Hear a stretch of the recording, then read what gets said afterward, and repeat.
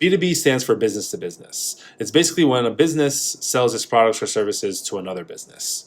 And it doesn't necessarily have to be a big organization. For example, if you're an individual and you're selling your products or services to a business, then you're also B2B.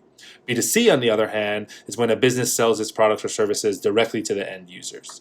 Examples of B2C, sometimes called D2C or direct to consumer, would be something like an app or a physical product like headphones or a streaming service like Spotify. Now, if you can't tell, I almost always focus my efforts on B2B, not B2C.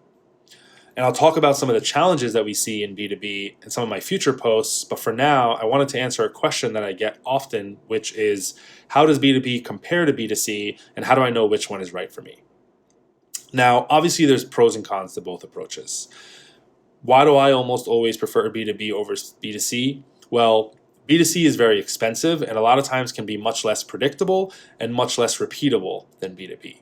If you think about some of the biggest B2C companies out there like Apple or Amazon or Spotify, it took them a really long time to get there. The B2C market is also very competitive and very crowded. The B2B market is pretty competitive too, but there are proven ways that you can use to actually get around that. Now, obviously, there are exceptions to every rule, but most leaders and most investors will tell you that if you have the opportunity to do B2B, then do it. And it doesn't necessarily have to be a binary decision. You could always test the B2B market, see if it's right for you, and then use that data to inform your decision on where you want to double down. So if you're thinking about an idea that you think is going to solve a problem for a lot of people, think about whether you can actually apply that and sell it to a company or an organization that will enable you to acquire a whole bunch of users all at once. But whatever you decide to do, just make sure that you do the research and you validate that you're actually solving a real problem in the market that's causing a lot of pain for people, and it's something that they're actually willing to pay to solve.